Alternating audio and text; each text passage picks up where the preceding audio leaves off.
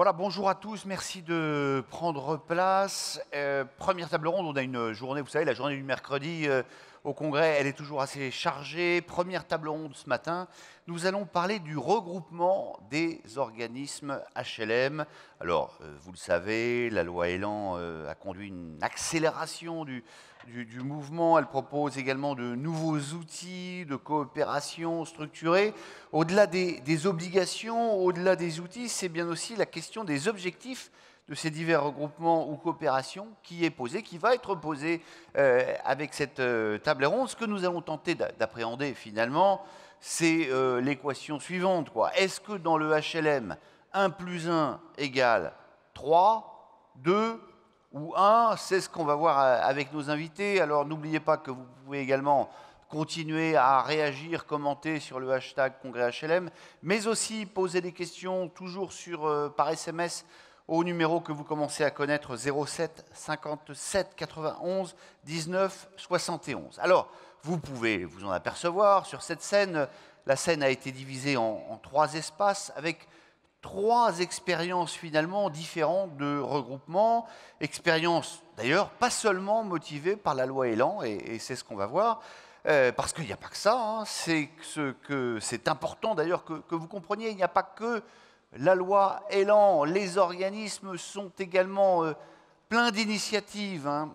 On va voir l'exemple d'une SAC d'abord, ça c'est ce que préconise la loi Elan, mais aussi 2 autres initiatives qui n'ont rien à voir avec la loi, un partenariat autour d'un organisme foncier solidaire, et puis une coopération qui dépasse le cadre du simple logement social.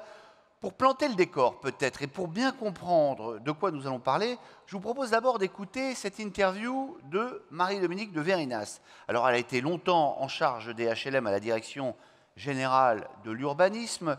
Elle a surtout été chargée par le gouvernement d'une mission d'accompagnement et de réorganisation du secteur. Bref, elle va nous faire un état des lieux des mouvements en cours, mouvements engendrés donc par cette loi Elan. On la regarde ensemble.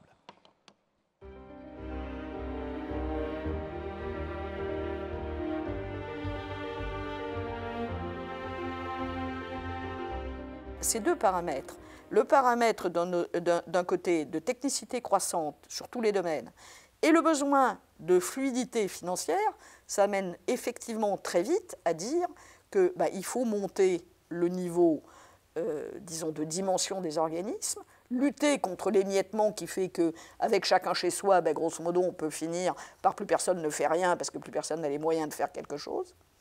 Mais l'idée, c'est d'offrir un panel de solutions. Et ça a été la logique de la loi Elan, puisque grosso modo, il y a 3 façons de répondre à la loi. Il y a fusionner, ce n'est pas un cas théorique, hein, il y a plein d'organismes qui l'ont quand même fait. C'est intégrer des groupes, donc une intégration verticale avec, disons, une intégration du capital. Et puis, et c'est la nouveauté de la loi Elan, une coopération horizontale par la SAC, qui permet à entre guillemets, des égaux de se mettre en commun et de se dire qu'ils vont travailler ensemble et ils vont mettre leurs moyens ensemble, ils vont financièrement s'entraider, etc. Ça, c'est fondamentalement ça l'objectif de la loi Elan. Où est-ce qu'on en est aujourd'hui? D'abord, il faut savoir qu'à l'origine, il y avait 607 organismes concernés. Dans ces 607 organismes, il n'y en a que 357 de concernés.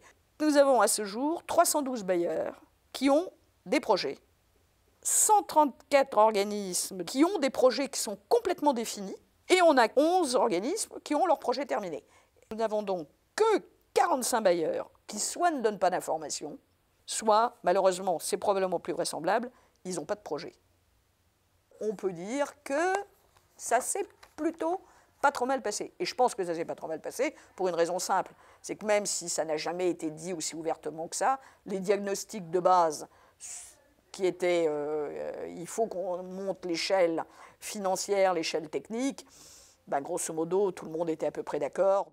Je voulais signaler un phénomène qui quand même est très positif, c'est que des organismes qui n'étaient pas obligés par la loi de passer par les formes de coopération, donc qui avaient eux tout seuls comme des grands plus de 12 000, se mettent dans des structures de coopération. Ça veut dire que ça se répand, l'idée que coopérer, partager les savoirs, le fric et le reste, eh ben c'est important pour l'avenir.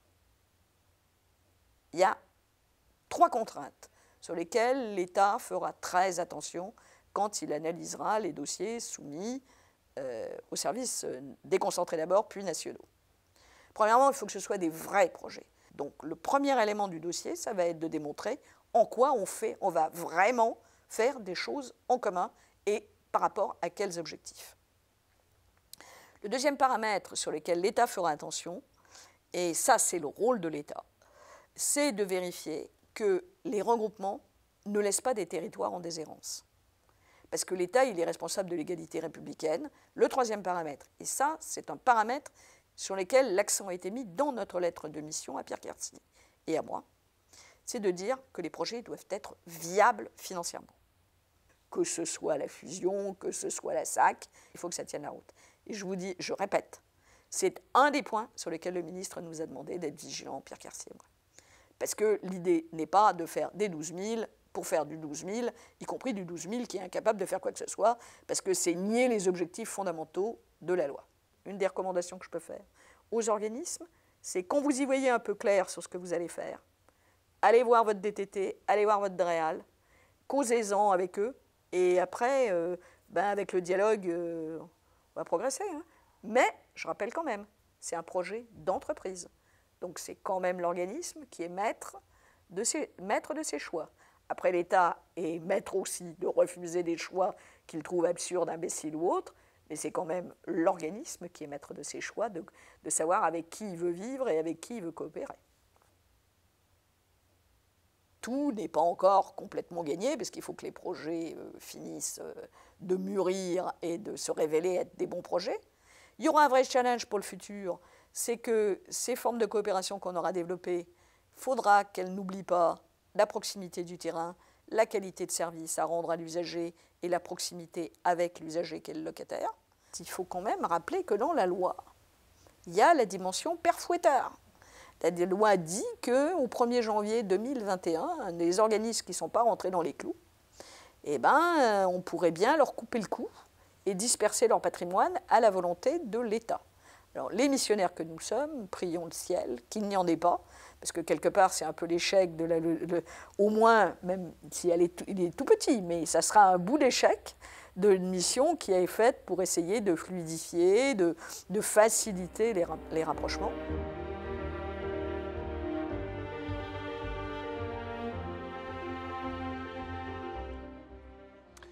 Voilà, vous avez entendu Marie-Dominique de Vérinas, on pourrait bien vous couper le cou et c'est pour ça que il faut quand même un tout petit peu s'activer, bouger. On a l'exemple donc de ces SAC, Sociétés Anonymes de Coordination, dont parlait Marie-Dominique de Vérinas. Avec nous pour en parler dans ce premier petit espace, Valérie Debord, merci d'être avec nous aujourd'hui, vice-présidente déléguée à l'habitat, au logement, aux gens du voyage, à l'énergie, au développement durable de la métropole du Grand Nancy. Vous êtes également vice-présidente de la région Grand Est. À côté de vous, Frédéric Richard, qui est directeur général de l'Office métropolitain de l'habitat de Grand Nancy. Vous avez donc fondé cette SAC. Avec nous également sur ce premier espace, notre premier grand témoin, appelons ça comme ça, Olivier Sichel, directeur général adjoint de la Banque des Territoires. Mais commençons quand même par cette SAC. Pourquoi finalement avoir choisi ce modèle de société anonyme de coordination? Qui est-ce qui me répond? Valérie Debord. Bonjour à tous et à tous. En fait, notre objectif, c'était avant d'être maître de notre destin. À partir du moment où il y avait une imposition de la loi, disons les choses, il s'agissait pour nous de ne pas subir. Donc de prendre les décisions qui étaient intéressantes en fonction de nos territoires. Nous sommes très attachés à l'ancrage territorial de nos sociétés d'HLM. Elles sont nées sur des territoires existants, elles correspondent à des politiques publiques, à des programmes locaux de l'habitat, pour un certain nombre d'endroits, à des délégations de droit à la pierre. Et il était inconcevable pour nous de ne pas être à la manœuvre sur ce que nous souhaitions faire et sur l'éthique que nous souhaitions apporter à la matière. Il y avait un risque de perdre la main pour vous, oui. À partir du moment où la loi indique qu'il y aura une obligation en 2021, si vous ne faites pas les regroupements, forcément le risque est patent. Donc dans la vie, il faut mieux agir que subir. Et ça a été la ligne de conduite qui a été la nôtre avec les sociétés d'HLM sur lesquelles nous avons proposé un regroupement. Alors ce qui est intéressant, c'est que ce sont des regroupements qui sont interdépartementaux, puisqu'on n'est pas forcément sur le même département, qui sont aussi sur des logiques et des dynamiques qui sont différentes. Donc on est très au-delà d'une opportunité politique, on est sur une réalité locale de volonté de travail ensemble pour un territoire. Alors Frédéric Richard, expliquez-nous un petit peu à quoi ressemble cette SAC, comment s'est passée la constitution de cette société. Alors, pour se regrouper, comme l'a dit Valérie, il y a l'obligation de la loi, mais à un moment donné, bon, il faut d'abord se choisir. Je l'avais déjà dit à Strasbourg, vous animez déjà. J'étais là, je m'en souviens. J'avais dit que... ça avait été rock'n'roll à Strasbourg. Hein. C'est comme dans la vie, il faut se séduire, il faut se choisir, et il ne faut pas que ce soit un mariage forcé. Voilà. Donc nous nous sommes séduits, choisis, fiancés, et aujourd'hui nous étions partis sur 5 organismes, Tout l'Habitat, le Grand Nancy, alors au début 4, Tout l'Habitat nous a rejoints parce qu'on a fédéré des organismes, mais Tout l'Habitat, Épinal Habitat, le Grand Nancy, Lunéville à Baccarat et Saint-Dié-des-Vosges, le Toit Vosgien, qui elle est une SA HLM. Donc on est interdépartement, interfamille. Oui, il n'y a pas que la Meurthe-et-Moselle donc. Hein. Il n'y a pas que la Meurthe-et-Moselle, il y a les Vosges. Je m'aperçois que vous n'êtes pas quand même marié avec les Mosellans, mais enfin ça c'est une autre affaire, parce que Nancy et Metz, c'est Non, Nancy et Metz, la querelle, elle tient du passé, monsieur Delagarde. Et la meilleure preuve, c'est qu'il y a... Des caricatures de journalistes, je le connais. Non, c'est vous qui le dites, c'est vous qui le dites. Il y a 20 ans, on a créé le Sillon Lorrain entre André Rossineau, maire à l'époque de Nancy, et Dominique Roux, justement pour éviter les caricatures de journalistes. Et ça fonctionne. Frédéric Richard le sait, parce que j'ai épousé une Messine, si vous voulez. Voilà pourquoi. Mais j'ai toujours dit que vous aviez du goût d'avoir épousé une Lorraine, monsieur Delagarde. Après, il faut gérer le tempérament, mais bon, voilà. Donc, on s'est d'abord... Vous qui le dites. C'est moi qui le dis. Une fois qu'on s'est choisi, il faut définir un projet. S'il n'y a pas de projet, on peut faire ce qu'on veut. Voilà.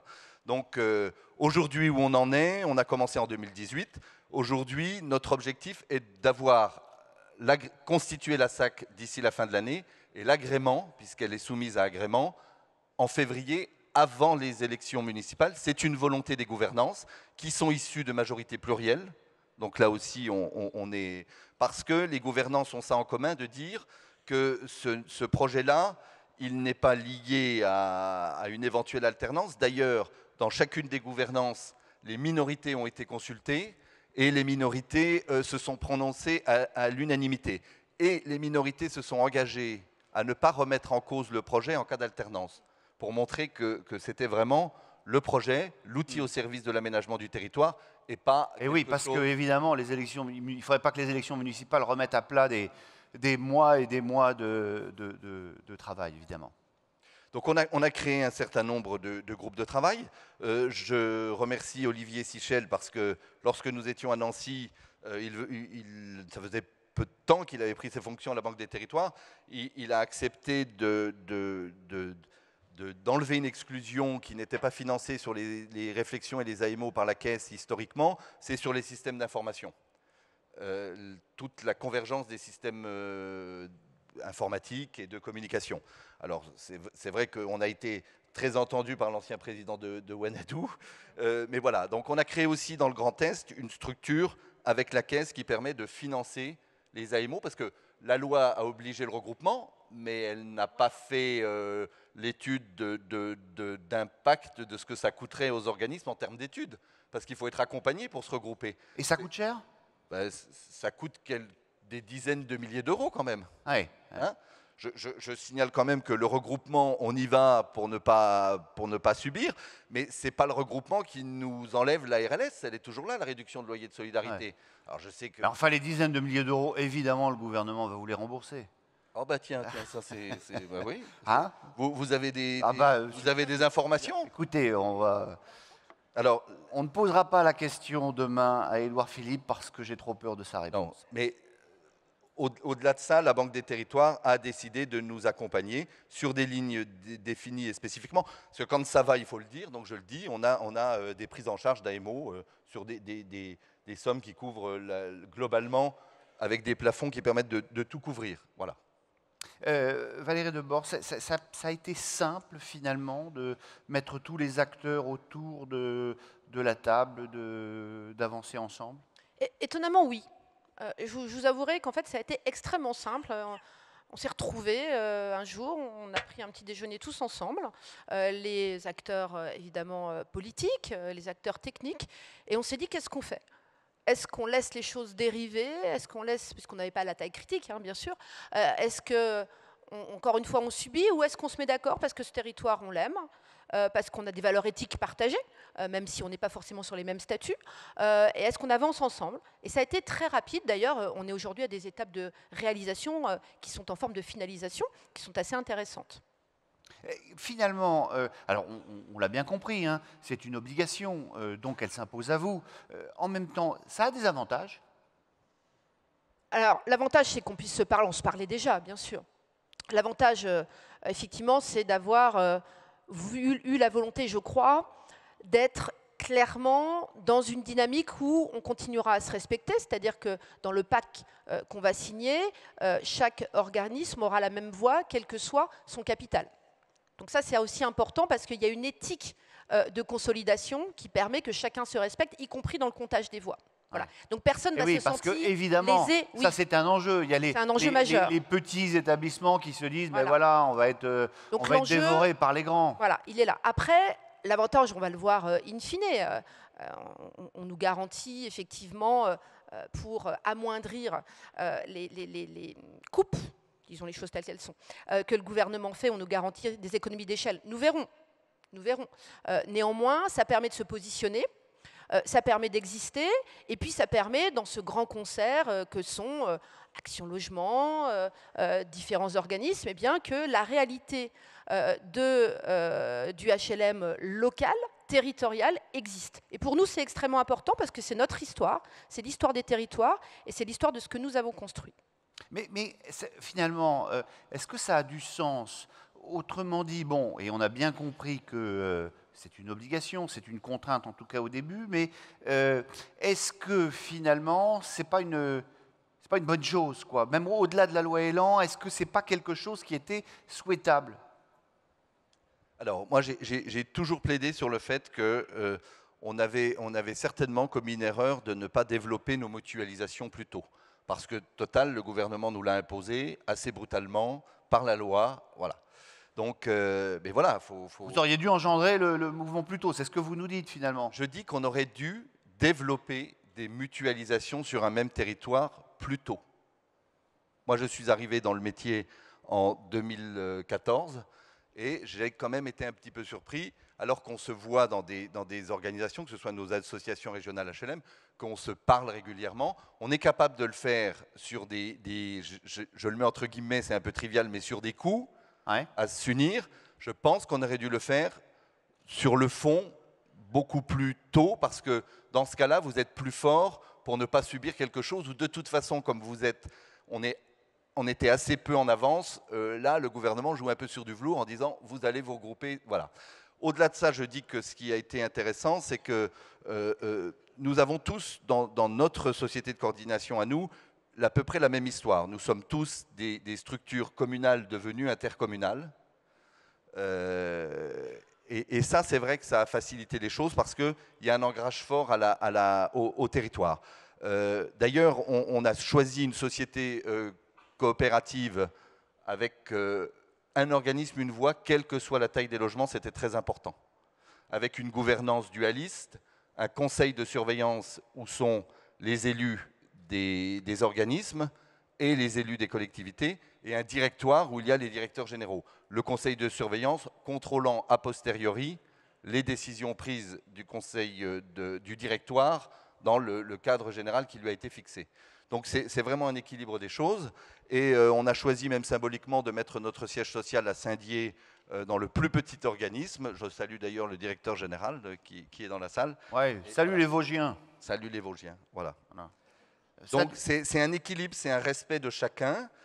On a aussi communiqué avec le personnel, parce que vous ne faites pas un projet comme ça sans le personnel et sans les locataires. Il faut une transparence, nous avons passé beaucoup de temps.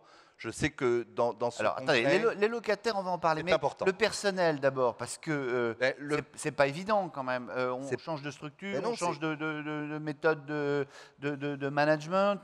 Nous, on a fait un choix, on leur a expliqué. On les a réunis, l'ensemble des directeurs généraux a réuni l'ensemble des institutions représentatives du personnel ensemble.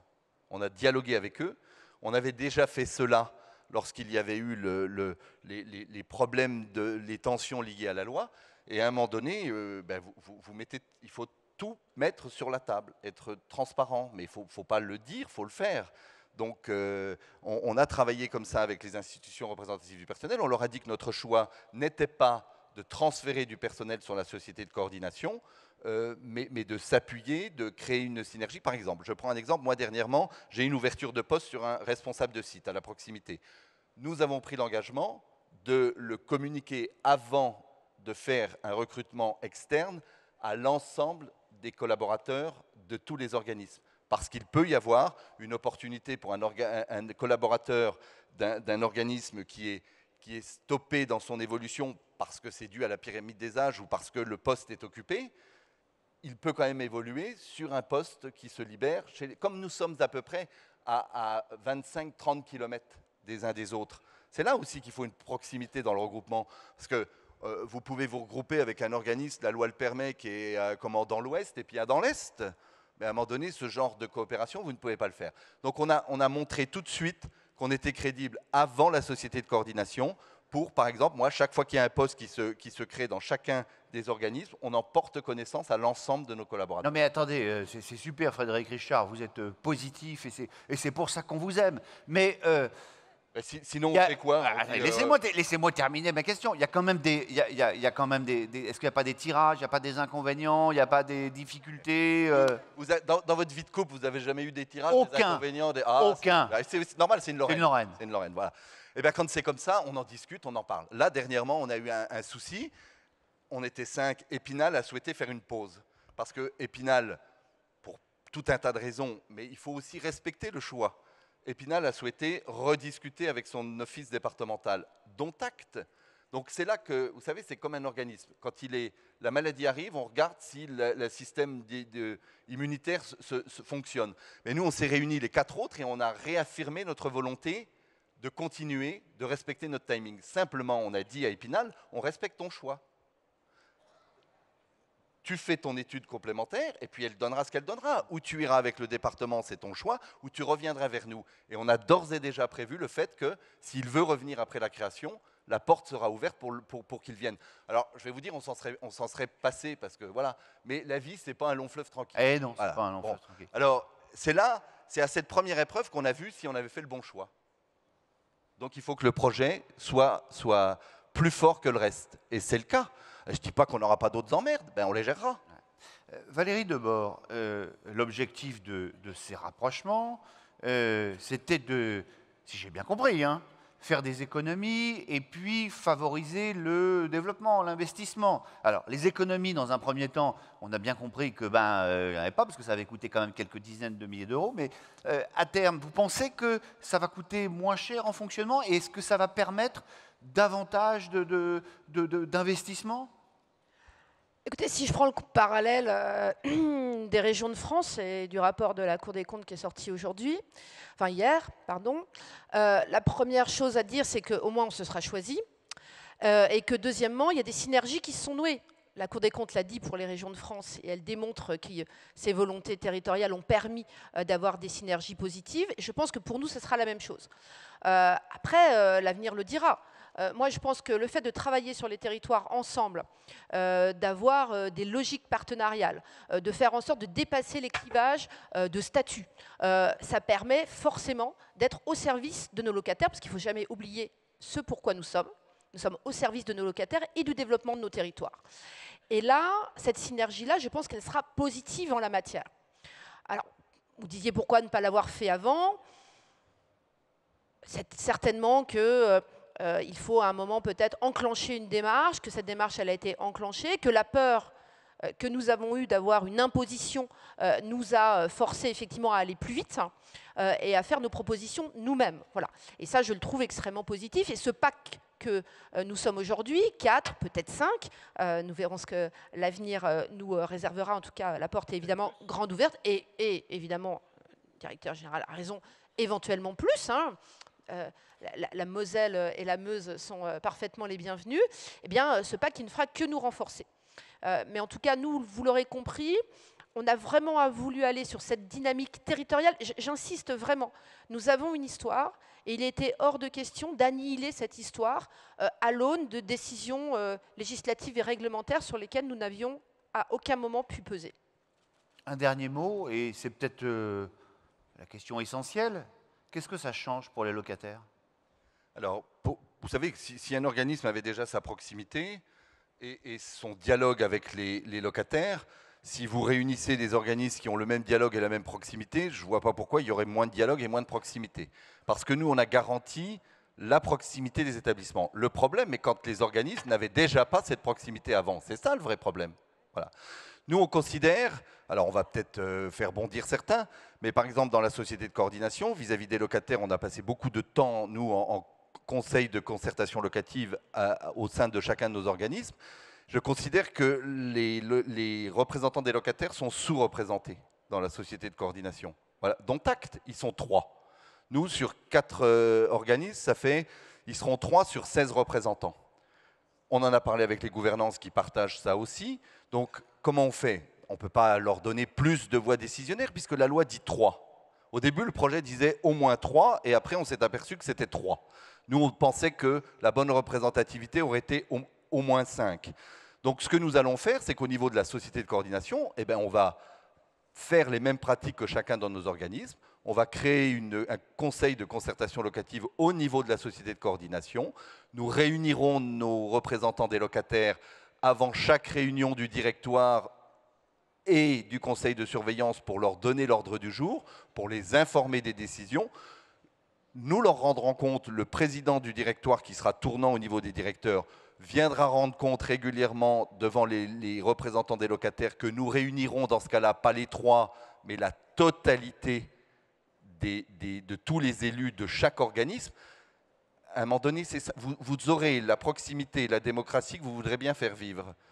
Plus on en a avant, plus on peut continuer. Si on n'en a pas, il faut corriger. Tous les matins, moi, je le dis à mes locataires. Enfin, je veux dire, si je mange à la fin du mois, c'est parce que j'encaisse des loyers et des charges, virgule, quand ils les payent, point. Voilà.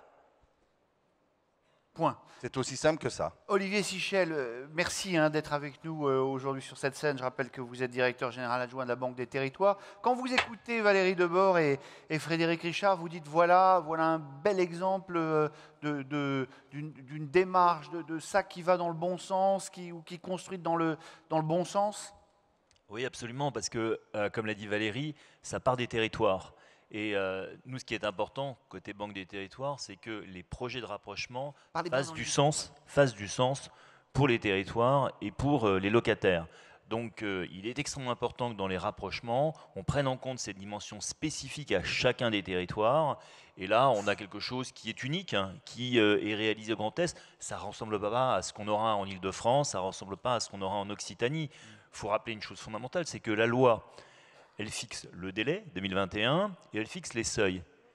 Tout le reste est à la main des élus et des organismes pour fixer leurs règles de gouvernance, ce qu'ils mutualisent, ce qu'ils ne mutualisent pas. Et moi, quand Frédéric l'a dit, la Banque des Territoires a accepté d'aider à la définition du système d'information, ça voulait dire que c'était déjà gagné. Quand vous en êtes à définir le système d'information, c'est que vous êtes déjà très avancé et vous avez envie d'aller plus loin. Donc vous êtes content d'eux, quoi. Ce sont les bons élèves. Vous avez envie de leur remettre une petite médaille. J'ai pas à être content d'eux. C'est vraiment, on est en force d'accompagnement des projets des territoires. C'est vraiment, nous, notre grand... vous savez, le premier verbe de la doctrine de la Banque des Territoires, c'est accompagner les projets de développement des territoires. Donc on accompagne dans leur choix, on les éclaire. La deuxième dimension qui est importante, c'est les territoires. La deuxième dimension pour nous qui est importante, c'est la soutenabilité financière. Il faut que ça tienne la route quand même, d'un point de vue financier. On est quand même un peu banquier, donc on prête, on a beaucoup d'encours. Donc on regarde sur les rapprochements et on aide en disant ça peut fonctionner à telle et telle condition par rapport à ce que vous faites en investissement, par rapport à ce que vous avez comme loyer, par rapport à ce que vous voulez construire ou rénover. On est dans le Grand Est, la rénovation thermique, c'est une dimension très importante pour un territoire qui se veut exemplaire. Bon, pas de caricature avec l'Est, hein, il ne fait pas si froid que ça, mais enfin bon. Qu'est-ce que vous faites très concrètement pour accompagner tous les organismes? Alors, très concrètement, par exemple, dans le Grand Est, on a mis une association, et Frédéric Richard s'en est beaucoup occupé, de lieux de dialogue, où on a invité toutes les parties prenantes pour essayer de favoriser le dialogue et de l'éclairer avec un éclairage qu'on est à même d'apporter financièrement. Qu'est-ce que la configuration, qu'est-ce que le rapprochement peut apporter si on fait telle et telle configuration? Est-ce que ça passe d'un point de vue financier? Et puis après, d'autres assistances plus techniques dans le domaine informatique, les AMO. Alors ça, c'est concrètement. Alors après, il y a tout le cadrage global, et ça, il faut en parler, de ce cadrage global qu'on a réussi à faire avec le gouvernement, qui a été le pacte productif qu'on a signé. Je passerai la parole après un autre grand témoin, Bruno Arbouet, d'Action Logement, dans lequel ils sont engagés pour donner de la visibilité au secteur. Certes, la loi Elan, elle fixait les seuils, les cadres, mais les OLS et les congrès précédents, les deux congrès, celui de Marseille et celui de Strasbourg, avaient surtout des problèmes de visibilité financière. À quelle sauce on allait être mangé? Quel allait être le niveau de la RLS? Quels allaient être les outils? Alors là, côté Banque des Territoires, on a mis près de 8 milliards d'argent à la disposition du secteur. On a sorti un nombre de produits incroyables, adaptés à chaque fois au territoire. Je vous donne un exemple. On a sorti cette année le prêt octofoncier. Ce sont des prêts sur 80 ans. Vous imaginez sur 80 ans, qui est capable de s'engager aujourd'hui sur 80 ans pour financer le foncier dans les zones tendues? On sort les titres participatifs, qui sont des outils pour renforcer les fonds propres des offices principalement. On a sorti des produits d'usufruit social, dans le locatif social avec Tonus Territoire. Donc on a toute une série d'outils, mais le plus important pour moi, c'était de donner la visibilité financière au secteur. Ces outils, ils sont suffisamment connus des organismes qui sont en face de vous? Oui, ils sont connus parce que le nombre d'organismes est limité. Vous avez vu ce que disait Madame de Vérinas, on est à 600 organismes, on les accompagne depuis très longtemps, ils ont une relation forte avec la Banque des Territoires. La Banque des Territoires, elle est en région, hein. Les directions régionales sont très présentes et on a une bonne communication avec l'ensemble du secteur. Je voudrais rajouter une chose, moi, qui me semble très importante et un message. Vous avez vu dans le rapport de Vérinas, il y a quand même 45 organismes qui n'ont pas bougé. Qui n'ont pas bougé pour l'instant. On ne laissera personne sur le côté de la route. Et nous, on s'en occupera, on trouvera des solutions avec eux, parce que si dans le Grand Est, ça marchait, il y a d'autres endroits où c'est parfois un petit peu plus difficile. Et là, vraiment, la Banque des Territoires, qui est la banque de tous les offices, sera à leur service pour trouver une solution adaptée. Alors, on parle évidemment du Grand Est. Plus globalement, sur l'ensemble du territoire, vous avez l'impression que le mouvement est en route. Il y a des endroits où vous sentez qu'il y a des freins. Alors, on parlait de ces 45 caisses, établissements qui n'ont pas encore bougé. Quelle analyse faites-vous du secteur dans sa globalité? Alors, incontestablement, le secteur s'est mis en mouvement. Il y a 250 projets de rapprochement. Alors, après, c'est très hétérogène. Vous en avez des très aboutis. On en a un qui est très abouti. On imagine que nous, sur les 250 projets, d'après les remontées terrain, il y en a 45 qui sont vraiment aboutis. Et il y en a d'autres qui n'ont pas abouti. Frédéric l'a dit, à un moment, il y a des gens qui se retirent. Je veux dire, les fiançailles ont été rompues. Donc les gens ont travaillé ensemble, ont vu que finalement il n'y avait pas le bon fit et sont en train de recomposer d'autres alliances possibles. Donc on voit, nous, ce qui est important, c'est que le projet fasse sens au niveau du territoire. Souvent, c'est qu'il y avait des intérêts des territoires qui n'étaient pas convergents, ou entre des territoires très tendus, très tournés vers les métropoles, et des territoires plus ruraux, on n'arrivait pas à trouver le bon affectio societatis. Il y en avait d'autres qui ne faisaient pas de sens financièrement. Quand les organismes sont trop fragiles et qui se regroupent en organismes trop fragiles, ça ne fonctionne pas non plus. Et c'est très hétérogène. Donc là, on est dans la phase où on va avoir des succès et témoigner sur ce succès est véritablement important et je pense que ça va motiver les autres pour rattraper le peloton de tête. Mais j'aimerais qu'on comprenne bien, finalement, c'est quoi le rôle de la Banque des Territoires? Alors là, on voit un exemple qui fonctionne bien, mais vous nous parlez de... Il y a des cas où vous sentez que le truc est bancal. quelle est votre marge de manœuvre à ce moment-là? Est-ce que vous avez la possibilité de réaxer les choses dans le bon sens? Est-ce que On accompagne, c'est-à-dire qu'on donne de la visibilité financière et parfois un peu au-delà sur ce qu'on sent des organismes parce qu'on les connaît bien pour les conseiller. Et pour conseiller aussi bien les directeurs des offices qui font un travail, les directeurs des organismes qui font un travail remarquable, que les élus qui sont en situation de responsabilité. Et on cherche à trouver parfois des alternatives. Certaines alternatives vont avoir lieu aussi avec les grands organismes nationaux, il faudra qu'on en parle, avec Action Logement, mais aussi avec notre filiale, la Banque des Territoires, CDC Habitat. On est là pour accompagner. En aucun cas, on ne force.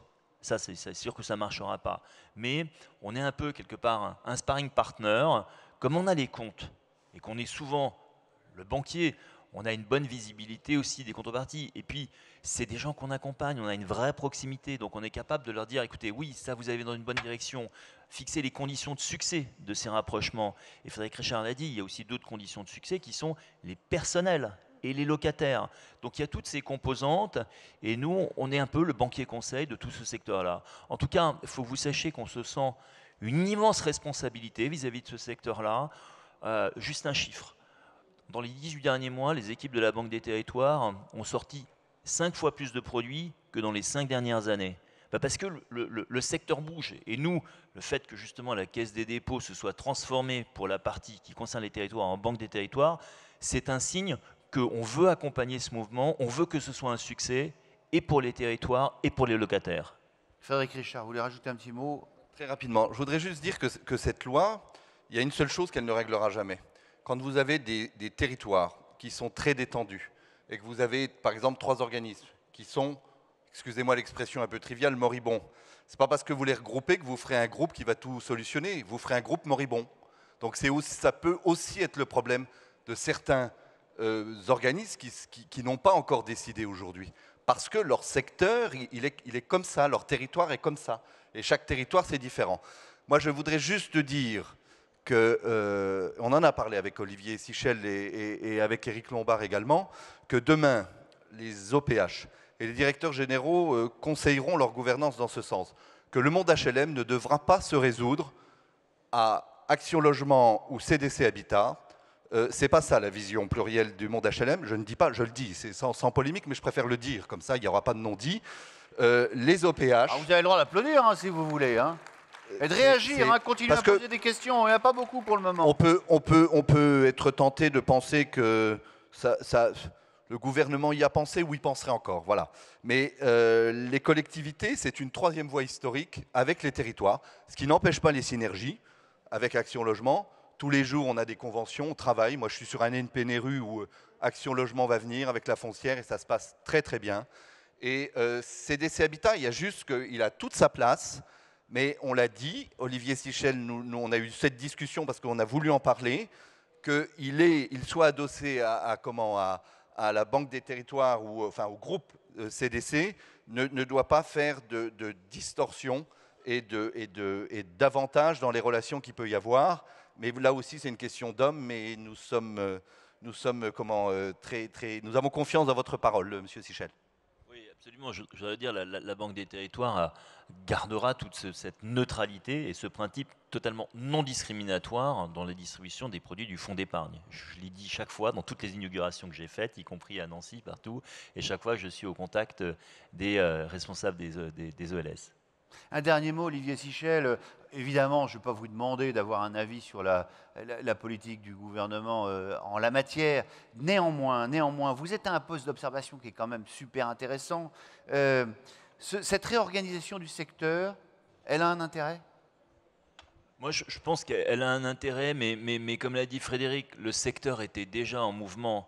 Pourquoi ? Parce que quand on loge des millions de Français, quand on a un tel poids dans la construction et que l'aspiration principale de nos citoyens, c'est le logement, et un logement sain, un logement aussi durable, on en a parlé, on est au cœur de la préoccupation des Français, donc l'immobilisme du secteur, j'y crois pas du tout, je n'y crois pas du tout. Moi j'ai vu un secteur qui était moderne, qui prenait son avenir en main, Alors il y a des nouvelles contraintes, il y a des enjeux financiers, il y a une transformation, mais tous les secteurs se transforment. Vous savez, la Banque des territoires s'occupe des logements sociaux, mais aussi des notaires. Les notaires aussi se transforment. Elle s'occupe des collectivités locales, Valérie Debord pourra en parler, les collectivités locales aussi se transforment. Donc on est dans une dynamique de mouvement et je ne pense pas que le secteur ait attendu le gouvernement pour se mettre en mouvement. Ce qui s'appelle une réponse diplomatique. Valérie Debord. Peut-être un peu moins diplomatique, mais nous n'accepterons pas que l'argent des territoires ne soit pas réinvesti sur les territoires. Et ça sera le gage de la réussite. Voilà, et ce sera la conclusion de cette premier petit exemple de cette SAC. Vous pouvez les applaudir quand même, ils ont été bons. Alors, toute autre chose maintenant, tout autre type d'initiative, nous allons parler avec vous d'un partenariat autour d'un organisme de foncier solidaire. Je vous présente Philippe Hubault, qui est directeur de la coopérative vendéenne du logement, administrateur de Terra-Noé. Gisèle Vergnon, maire de Sainte-Marie-de-Ré. Je lui ai dit, quand je l'ai rencontrée, comme vous avez de la chance, elle m'a dit, c'était la phrase que j'attendais, parce qu'effectivement, être maire à l'île de Ré, on se dit que ça doit être formidable, mais même si ce n'est pas une sinécure, hein, vous avez réalisé donc 63 logements sociaux grâce à la communauté de communes. Vous allez nous expliquer comment ça s'est passé dans un instant. Avec nous également, et c'est notre deuxième grand témoin, Bruno Arbouet, directeur général d'Action Logement Groupe. Alors commençons par ces logements sur l'île de Ré et peut-être cette notion de foncier solidaire, Philippe Hubault, de quoi s'agit-il ? Allez-y, parlez dans le micro, vous allez voir. Ça marche là? Mais oui, ça marche. Ah, mais c'est merveilleux.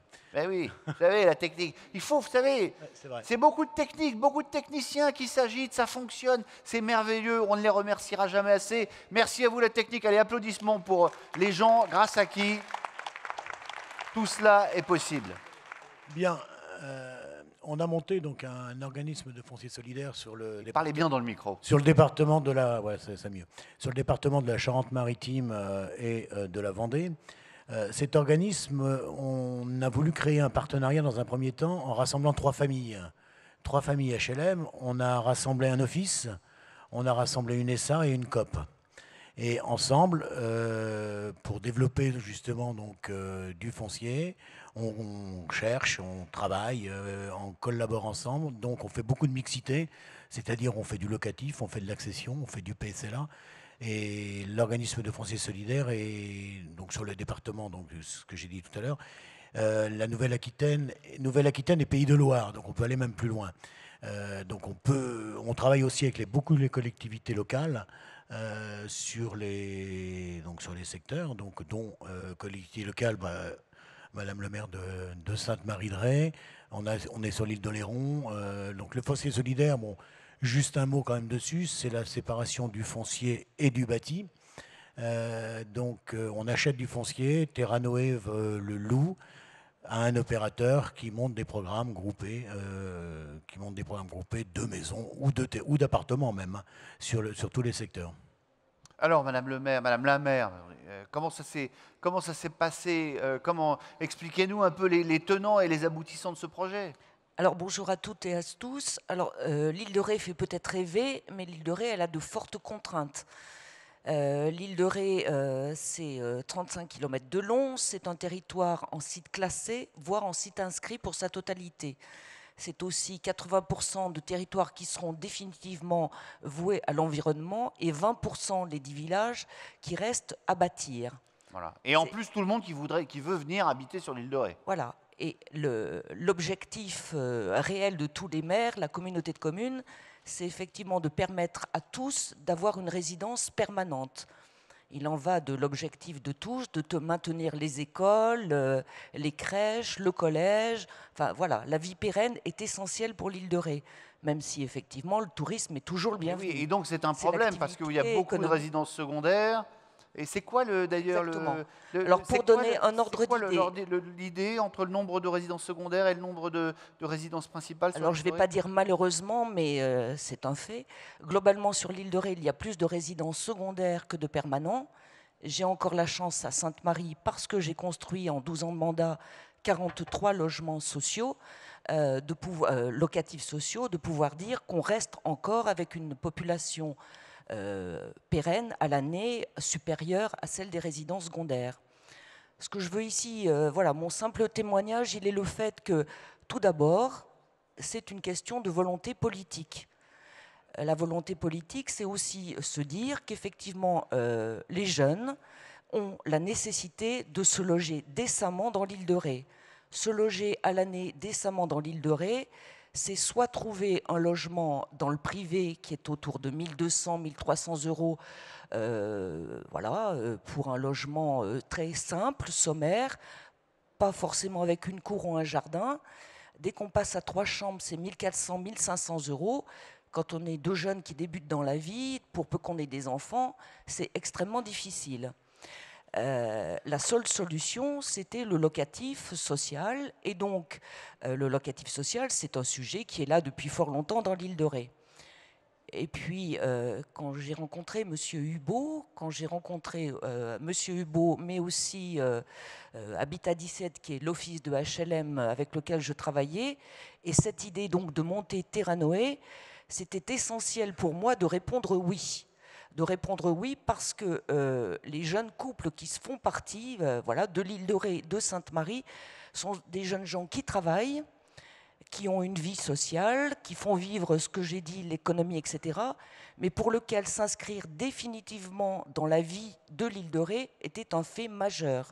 On peut rester effectivement locataire toute sa vie, mais quand on voit effectivement les propositions qui sont faites par rapport à l'accession sociale à la propriété, pour le petit écart qu'il y a entre un loyer, logement social, 2 chambres, 3 chambres, dans l'île de Ré, environ 650 €, et les montants de remboursement d'emprunt pour devenir réellement le propriétaire d'une maison dans l'île de Ré, je parle de Sainte-Marie, c'est un écart qui est absolument compatible avec le fait de, surtout de si devenir vous prenez un propriétaire. emprunt sur 80 ans, et je vous renvoie à ce que fait M. Sichel, mais enfin bon, je ne pense pas que ce soit tellement pour les particuliers.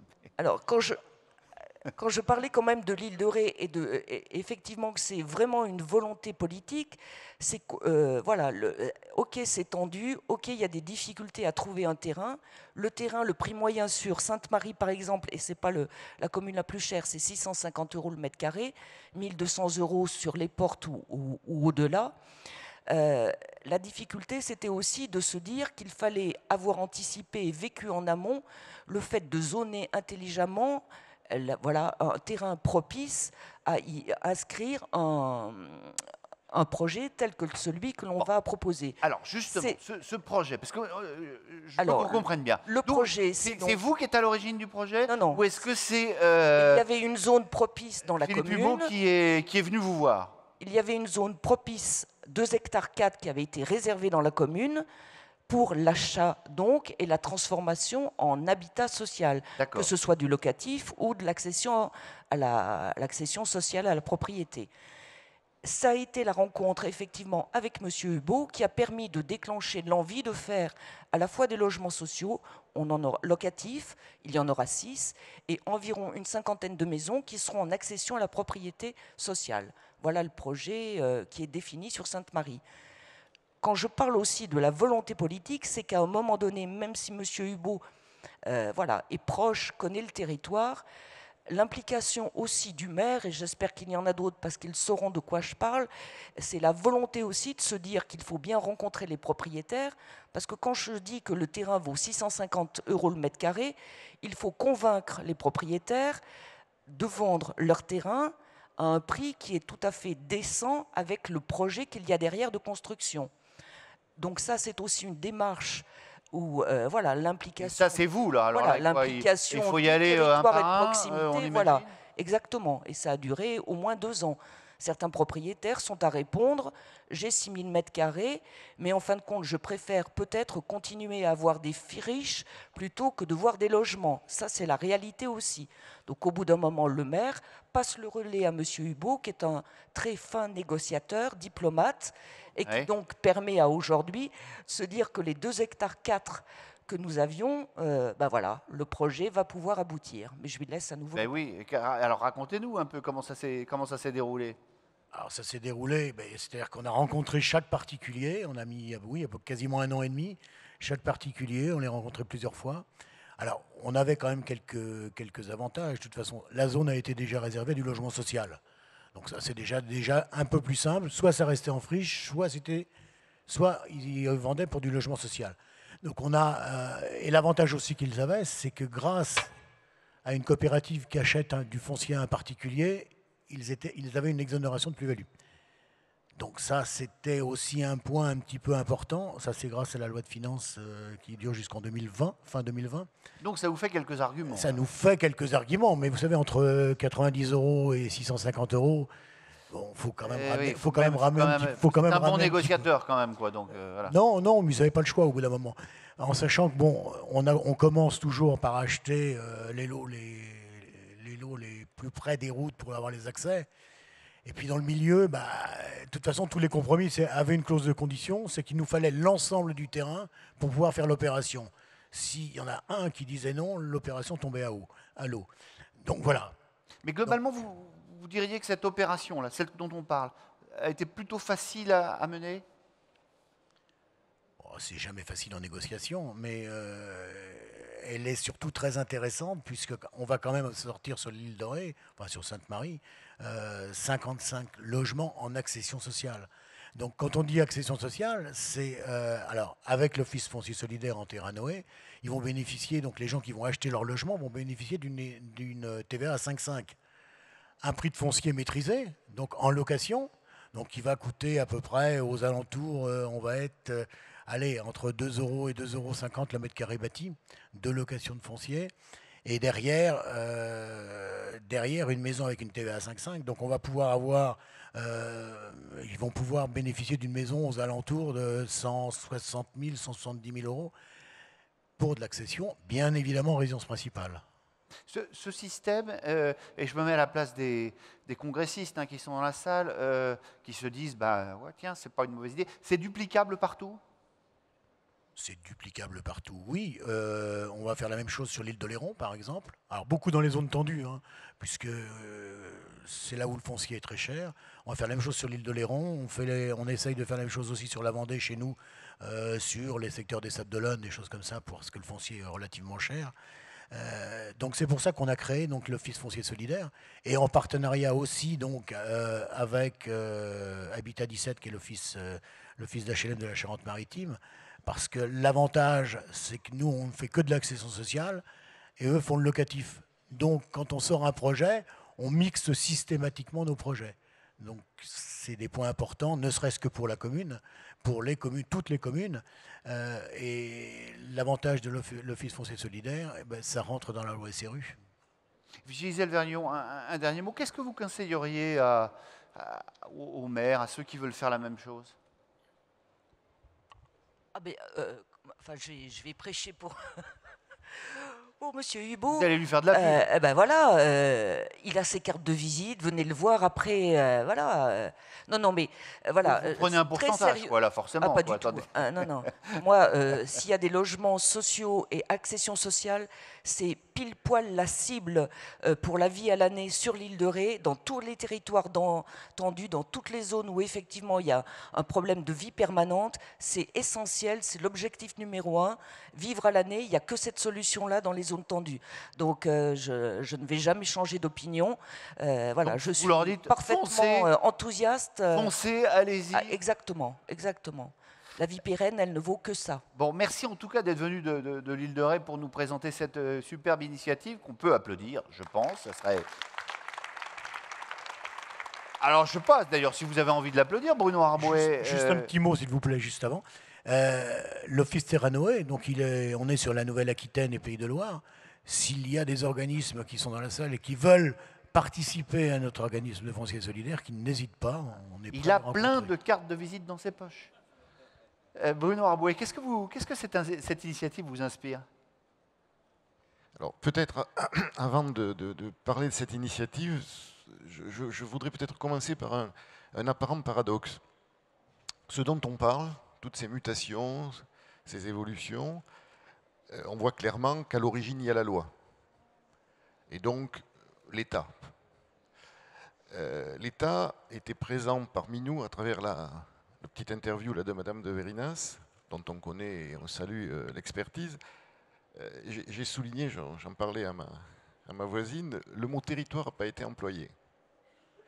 Je pense que, encore une fois, l'État est tout à fait légitime pour réguler, pour fixer le cadre. Il ne faudrait pas qu'il y ait un malentendu selon lequel l'État chercherait à imposer une modernisation du secteur face à des résistances des acteurs qui porteraient l'archaïsme. On voit bien, à travers ces différentes illustrations, que ce soit à Nancy, que ce soit à l'île de Ré, que notre secteur, dans sa grande hétérogénéité, dans sa grande diversité, il est porteur de multiples innovations. Et ça, c'est d'abord le fait des territoires et de leurs élus. Et notre responsabilité à Action Logement, vous savez qu'on a une gouvernance paritaire, c'est d'accompagner justement ces innovations. Alors très concrètement, sur la question des offices fonciers solidaires, on voit bien qu'il y a là une rupture presque intellectuelle, juridique, financière, enfin bon, on voit bien qu'il y a une innovation majeure là-dessus. Et donc, c'est évidemment un sujet complexe. Mais manifestement, vous avez apporté des réponses. Mais derrière cette complexité, on sent bien qu'il peut y avoir une petite musique sur « c'est pas réaliste » ou « ça peut pas être la réponse ». Bon. Et donc, notre responsabilité, c'est de donner les moyens pour franchir ce cap de ces réticences et en l'occurrence, d'apporter des moyens financiers. Attendez, Bruno Arbouet, je veux bien comprendre ce que vous dites.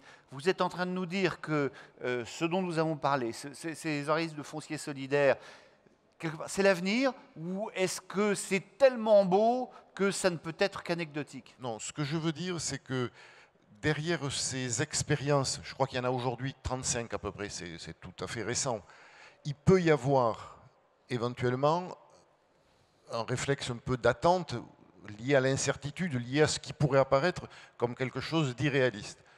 Or, et c'est là où je dis, notre responsabilité, c'est de donner corps, d'accompagner la mise en œuvre, la concrétisation de ces projets. Et donc, dans le cadre d'un plan d'investissement, j'en dirai un mot tout à l'heure, que les partenaires sociaux ont pris l'initiative d'apporter, on apportera, d'ici, avant la fin de l'année, 200 millions d'euros aux offices fonciers solidaires qui le souhaiteront pour passer à l'acte ou encore une fois accompagner. Alors on accompagne déjà Lille, Nantes, Rennes, enfin bon, il y a donc 200 millions d'euros pour le foncier solidaire. Pour les fonciers solidaires. Au-delà du foncier solidaire, maintenant, qu'est-ce que Action Logement fait pour accompagner le secteur?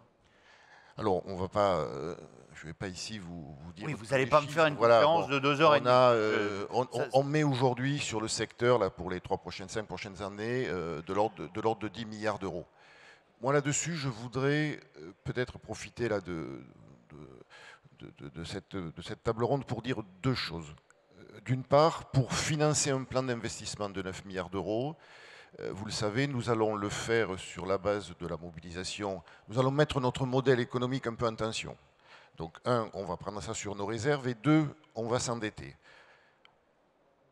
Derrière cette question de l'endettement, je voudrais ici dire, évacuer peut-être un malentendu. Vous l'avez probablement vu, on s'est fait noter. Cette notation va nous permettre d'accéder à un marché obligataire probablement dans des conditions optimisées. Est-ce que la recherche d'une diversification de nouvelles ressources est de nature à mettre en péril le modèle HLM? Je pense que c'est un sujet d'une grande sensibilité. Notre conviction, la conviction des partenaires sociaux, c'est que oui, il faut chercher des ressources nouvelles, mais il faut être extrêmement attentif à ne pas déstabiliser ce modèle robuste qui a fait ses preuves, et je pense tout particulièrement au rôle de la Caisse des dépôts, du livret A et des fonds d'épargne. Donc, je dis à tous ici que l'endettement, les 6 milliards d'euros que nous allons lever sur les marchés, n'impactera pas l'encours de prêt que nous avons auprès de la Caisse des dépôts, qui continuera de croître.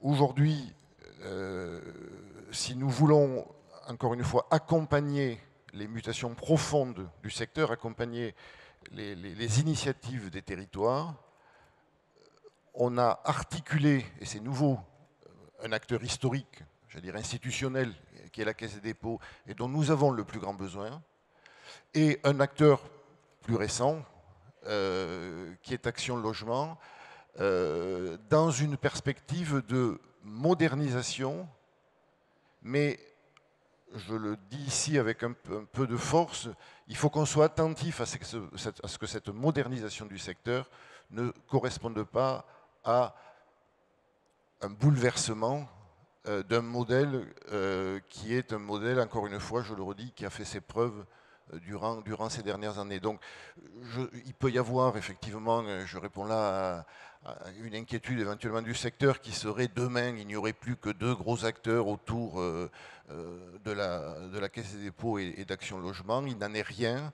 Il n'y a pas de volonté de prédation, pour employer un terme volontairement un peu provocateur. Notre responsabilité, la responsabilité des partenaires sociaux, c'est tout à la fois de porter, d'accompagner la modernisation du secteur.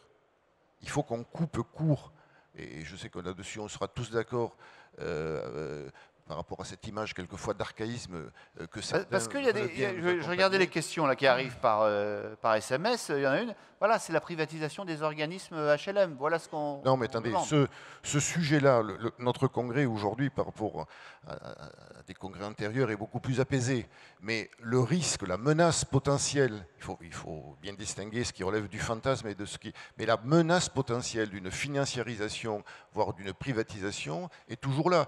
Je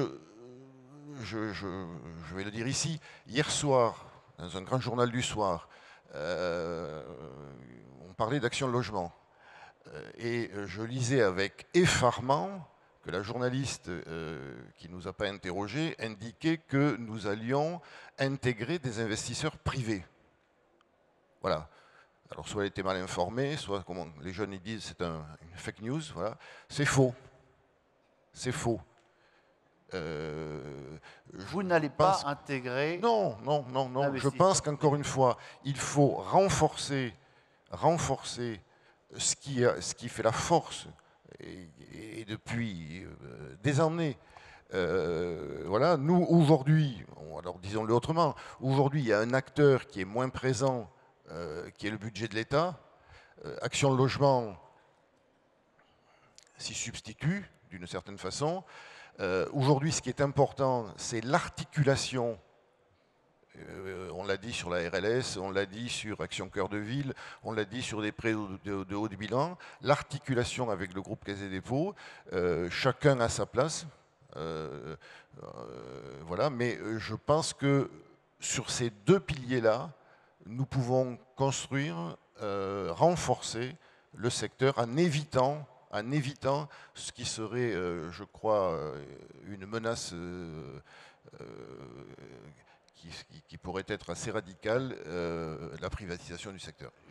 Un petit mot, vous vouliez réagir, Olivier Sichel, et puis on va vite passer à notre troisième non, mais ce que Bruno dit est extrêmement important. C'est un attachement collectif à un modèle qui part du livret A, dont vous avez vu que la collecte est record.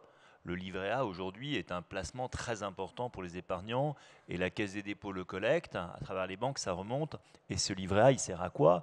Il sert à financer la construction et la rénovation de logements.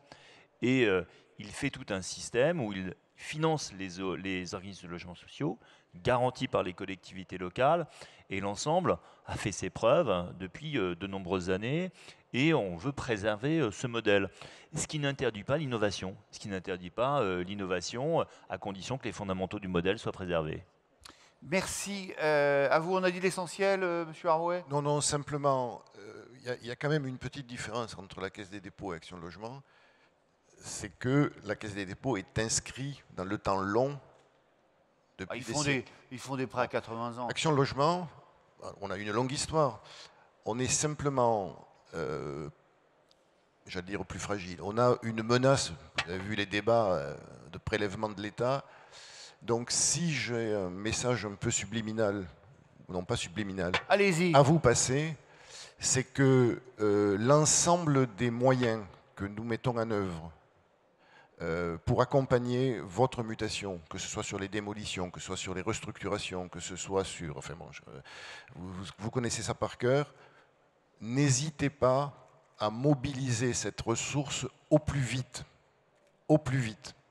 Parce que si cette ressource-là qui est mise à votre disposition n'est pas engagée dans les plus brefs délais, je suis potentiellement moins confiant de savoir que cet argent-là sera toujours là dans les années qui arrivent. Bon, alors là, ça, c'est pas subliminal. Merci en tout cas à vous trois. Applaudissements. Je pense qu'on peut. Je vais faire comme on faisait dans Télé 7 jours. Vous savez, si vous avez manqué le début, si vous êtes arrivé tardivement parce que la soirée était longue, on parle des réorganisations. Nous avons parlé dans un premier temps de ces sacs, dans un deuxième temps de cette initiative de foncier solidaire. Et maintenant, nous allons parler d'une troisième initiative. Et je sais ce que vous allez vous dire, je sais ce que vous allez penser, parce que c'est vrai. C'est un peu un ovni. C'est en tout cas une coopération qui dépasse assez nettement le cadre du simple logement social. Avec nous, François Venturini, président du groupe Arcade Vive, Jacques Wolfrom, directeur général du même groupe Arcade Vive. Cette initiative, c'est la vôtre, on va y venir. Avec nous également notre troisième témoin, grand témoin, Michel Ménard, président de la CG2L, la Caisse de garantie du logement locatif. Mais on va donc commencer par cet ovni. Et plutôt que de vous expliquer mal de quoi il s'agit, je vous propose de regarder cette petite vidéo. Un modèle unique et innovant d'habitat social au service du mieux vivre est né. Le rapprochement de deux bâtisseurs d'avenir qui associent les experts de l'habitat, de la protection sociale et de la santé. La réunion de deux acteurs qui partagent les mêmes convictions. Logement et santé sont indissociables. Le logement est même un déterminant de santé fondamental. L'habitat doit être innovant. Il doit être plus connecté et plus durable pour s'adapter aux évolutions des modes de vie et des usages et répondre aux enjeux du vieillissement, du handicap, des familles monoparentales, des jeunes actifs et de tous ceux qui en ont besoin. La priorité est donnée à l'humain. Face à ces enjeux, l'ancrage local et la présence au plus près des territoires permettent, grâce à une palette de services, de placer l'humain au cœur et de penser l'habitat social selon des besoins concrets.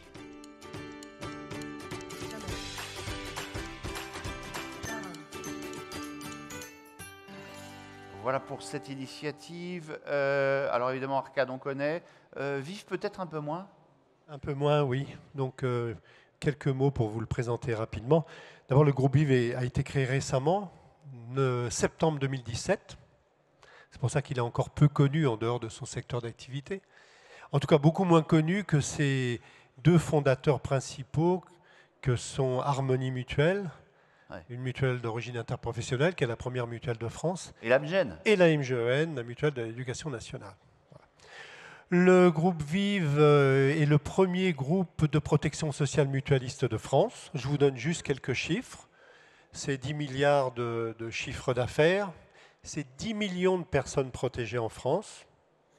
80 000 entreprises adhérentes.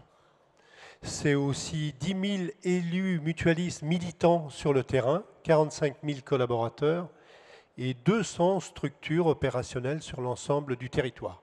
Et enfin, le groupe Vive est un groupe très diversifié, avec aujourd'hui deux grands pôles. Le premier pôle qui est historique, c'est le pôle assurance, avec une forte dominante, bien sûr, l'assurance santé, mais aussi la prévoyance, mais aussi l'épargne retraite, l'assurance dommage. Et puis un deuxième pôle de soins et de services d'accompagnement, également très important, c'est 1000 établissements répartis sur le territoire. Alors ça va de la maternité jusqu'aux services funéraires, en passant par les services liés à la petite enfance, les services de soins et d'hébergement pour les personnes âgées, pour les personnes handicapées, etc., etc. Une vingtaine de métiers différents au sein de ce pôle. Voilà, aujourd'hui, le groupe Vive, vous l'avez entendu, se positionne comme un entrepreneur du mieux vivre, d'où son nom, un entrepreneur du mieux vivre capable d'accompagner les individus, ses adhérents, mais pas que ses adhérents, tout au long de leur parcours de vie. Et le groupe VIVE s'inscrit pleinement dans la définition que donne l'OMS de la santé, c'est-à-dire un état de bien-être physique, mental et social. Et pour cela, il s'efforce de plus en plus d'agir sur les déterminants de la santé, et l'habitat en fait partie intégrante. Alors, ça fait partie intégrante. En même temps, un groupe HLM et un groupe mutualiste qui se rapprochent, c'est quand même assez singulier, assez rare. Hein. Pourquoi étaler les uns vers les autres, finalement? Tout d'abord, dire que le métier du logement social n'était pas étranger à notre groupe. Harmonie Habitat, qui est une ESH, c'est basé à Nantes, qui gère à peu près 7 à 8 000 logements, fait partie du groupe depuis très très longtemps.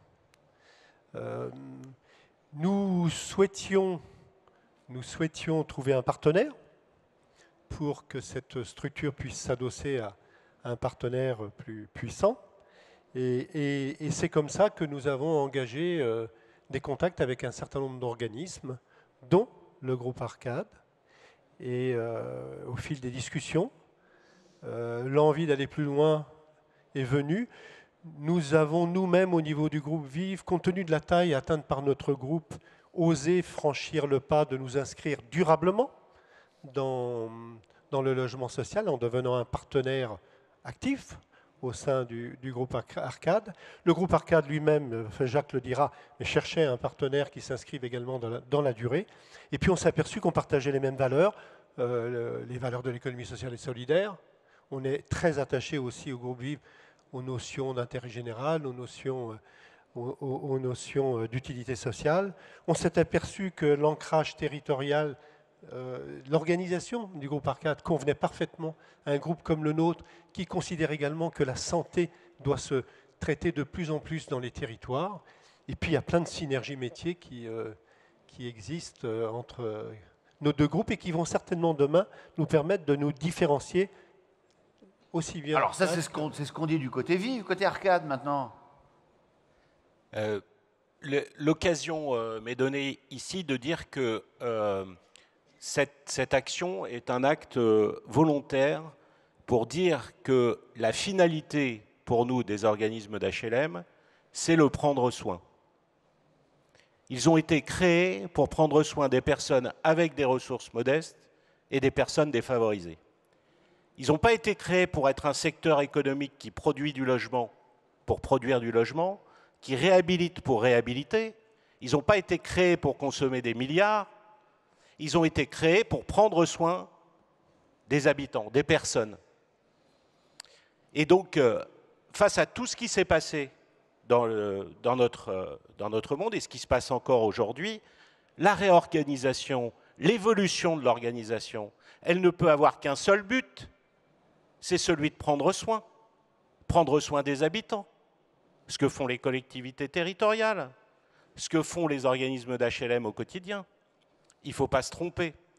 Et donc, dans ce périmètre où on voyait monter la question de la vente du patrimoine, des milliards qui arrivaient, des millions qui arrivaient, la question était celle de qui a intérêt, avec nous, en secteur économique, à prendre soin des habitants. Et ce sont les mutuelles. Et au premier rang, il y a un monsieur qui s'appelle Jo Degnaud, qui est un des fondateurs d'Harmonie Mutuelle, avec qui j'ai discuté pour la première fois en septembre 2016 au congrès HLM, et je lui ai dit, les mutuelles 45, car nous avons choisi des mutuelles dites 45, créées après la guerre, qui est un secteur qui est régi par le Code de la mutualité, qui sont des organismes non lucratifs, à but non lucratif, ce qui était important, de la même manière que nous les avons choisis pour leur dire, vous devez aujourd'hui vous intéresser à ce secteur qui doit revenir sur ses fondamentaux, c'est celui de prendre soin des habitants. Voilà. La construction, elle est celle-là, elle est de nous rappeler, c'était important pour nous, elle est de nous rappeler que notre finalité, c'est de loger des personnes à faibles ressources et des personnes défavorisées. C'est l'article L411.1 du Code de la construction et de l'habitation qui crée les organismes d'HLM. Les articles qui leur donnent leur du Code, c'est bien, mais comment est-ce que vous êtes vu par les autres, par le secteur? Je pense que notre initiative interroge, qu'elle interroge aujourd'hui, et elle a raison d'interroger parce que cette initiative, elle doit se construire. Elle part d'une idée qui est simple. Je vais prendre l'exemple du vieillissement. Aujourd'hui, accompagner la population qui vieillit, les personnes qui ont 3 000 € de retraite, elles peuvent trouver des résidences seniors avec service à 250 € par mois en termes de services. Mais ce n'est pas ces gens-là qu'on loge. Ce qu'on loge aujourd'hui, c'est des retraités qui ont entre 800 et 1 000 € par mois, pour les plus favorisés, et qu'il va falloir accompagner dans le vieillissement. Et il va donc falloir trouver des bouquets de services que ces personnes pourront payer. Et ça, on doit le créer avec les mutualistes, parce que les mutualistes, leur objet, c'est d'apporter à leurs adhérents des services au meilleur coût, au plus juste coût, en utilisant les ressources dont ils ont à disposition pour le faire.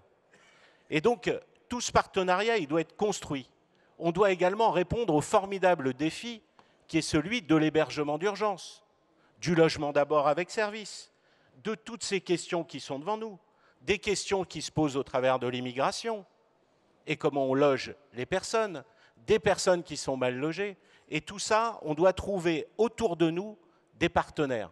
Alors, on a la chance d'avoir un secteur qui est formidable au niveau des partenaires financiers, la Banque des Territoires, Action Logement, qui sont des acteurs historiques qui font qu'on n'a pas à se poser la question du financement. Vous nous dites, c'est qu'il faut absolument trouver des partenaires aujourd'hui. Il faut s'allier, il faut construire ensemble des réponses à des solutions que nous n'avons pas, nous, aujourd'hui, bailleurs. Et il faut le construire avec les collectivités territoriales qui sont au premier rang, qui sont au contact.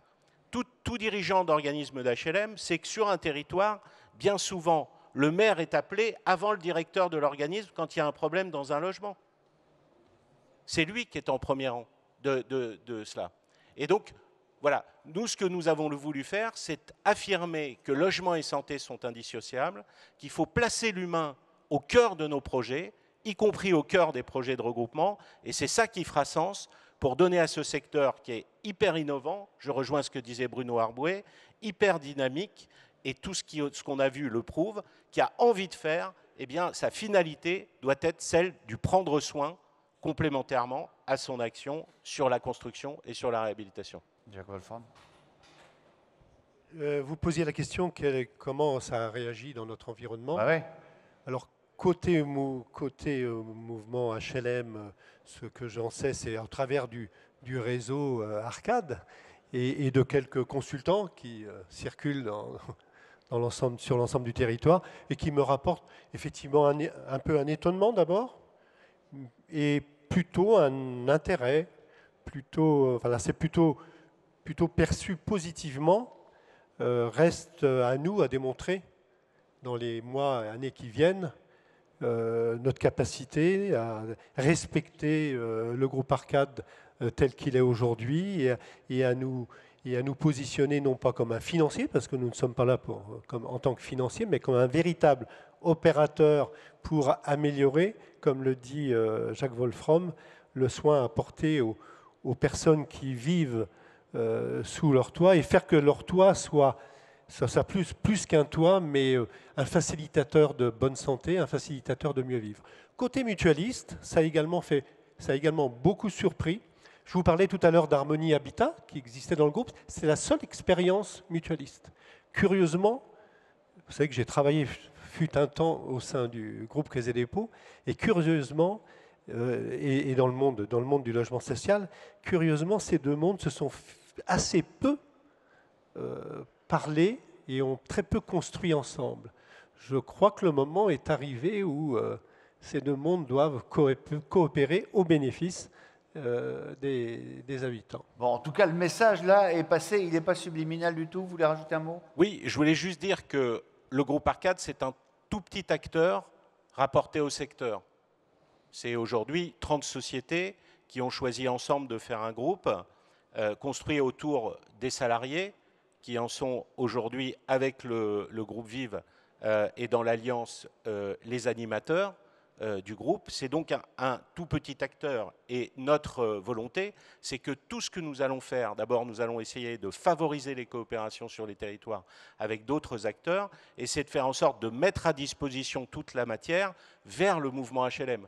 Parce que l'intérêt de réussir quelque chose au sein de quelques sociétés du groupe Arcade serait très largement insuffisante par rapport au besoin global qu'il y a dès lors qu'on veut améliorer la vie par l'habitat, dès lors qu'on veut contribuer cela. Donc toute la matière que nous allons construire, nous la mettrons à disposition de tous ceux qui voudront rejoindre ce projet, rejoindre cette philosophie, nous aider à la rendre tangible et au premier rang desquels, et je veux insister, les collectivités territoriales avec lesquelles nous souhaitons contractualiser sur les territoires, avec les mutuelles, nos projets de développement pour porter ces logiques d'accompagnement et tout particulièrement les départements qui sont extrêmement en charge aujourd'hui de tout ce qui est la dynamique d'action sociale au sein des départements.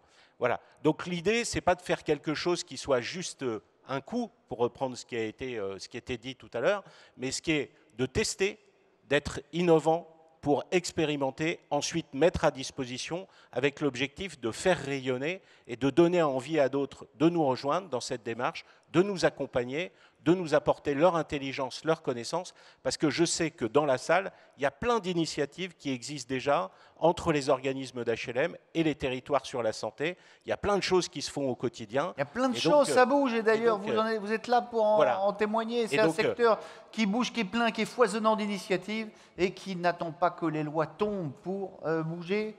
Michel Ménard, merci d'être avec nous, président de la Caisse de garantie du logement locatif et social.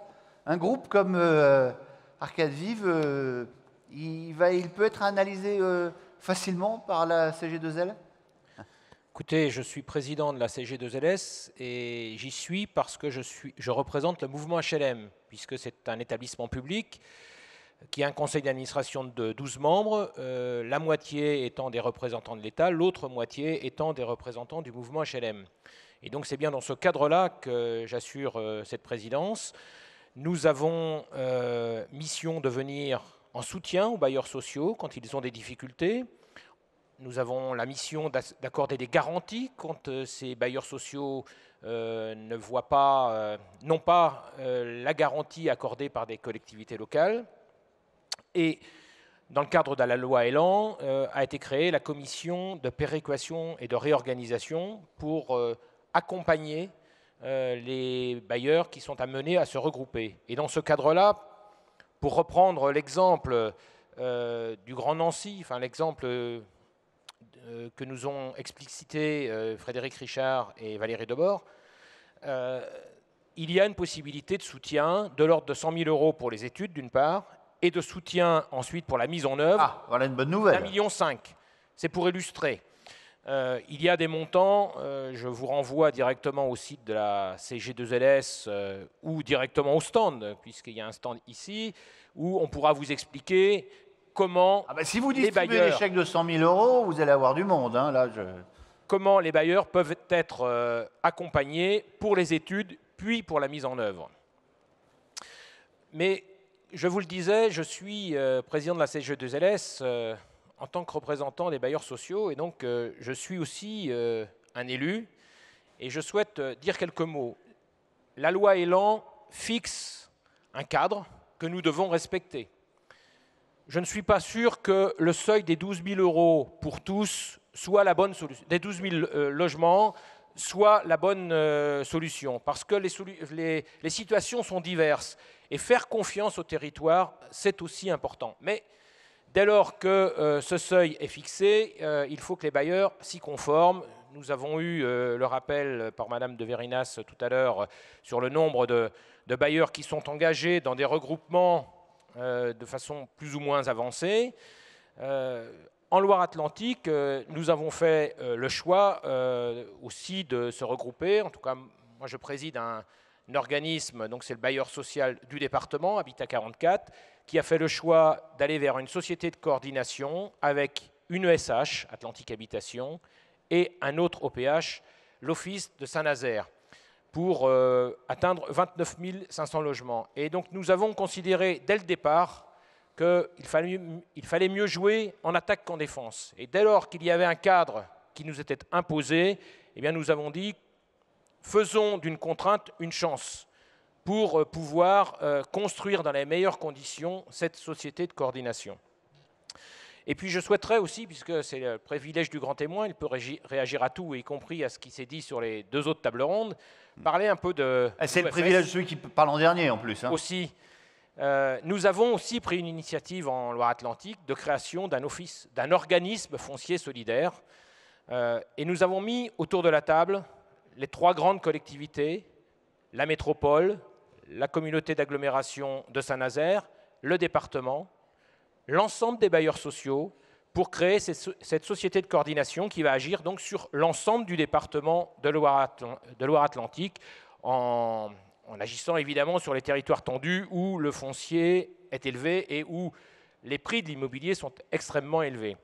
Et le choix volontariste des 3 collectivités fondatrices, département, métropole et Carène, a été de venir financer, aider au financement de la construction de ces logements en accession abordable à hauteur de 5 500 €, de 11 000 € même si j'ajoute l'aide du département et de telle ou telle intercommunalité, pour baisser au maximum le loyer du foncier.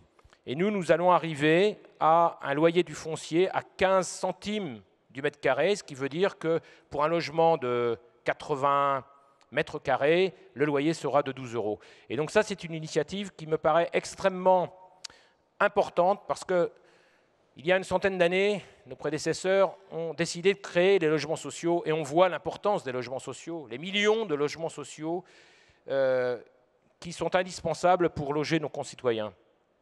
Et actuellement, le problème en accession à la propriété sur toute une partie du territoire, sur les zones tendues, c'est que les personnes qui ont des revenus modestes ne peuvent plus accéder à la propriété.